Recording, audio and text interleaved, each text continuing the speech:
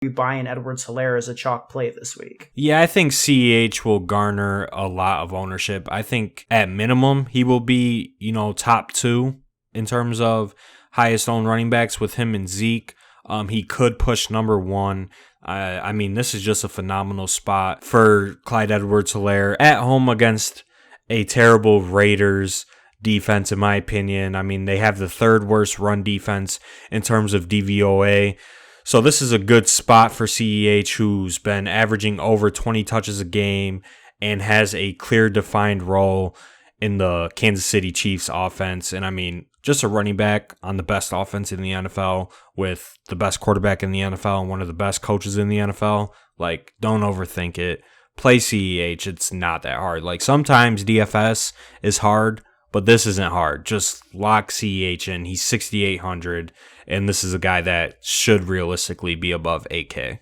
Yeah, I couldn't agree more. I mean, any home running back on a team with an implied total of 34 3/4, as a 13-point home favorite would have to be in cash game consideration. If that running back is also a dynamic dual threat that's heavily utilized in scoring positions with, receiving upside going against a team, the Raiders, which I should mention have allowed the most receiving yards to running back through the first 4 games of the season, 69 yards per game. I mean, Edwards-Hilaire's game flow independent, playing on 73% of snaps in week 4, the highest he's seen of the season, and he's tied for 5th most red zone rushing attempts in the year. I think that his box score doesn't jump off the screen right now because he's only had 1 touchdown through 4 weeks.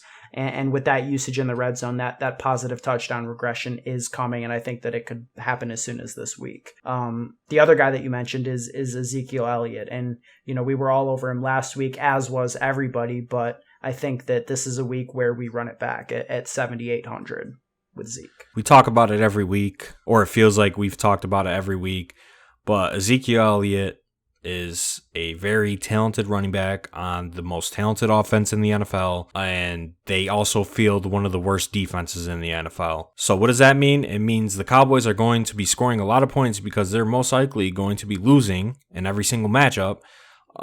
Probably not this week against the Giants, with Daniel Jones being absolutely terrible through the first 4 weeks of the NFL. But Ezekiel Elliott, I mean, do we really need to talk about Zeke?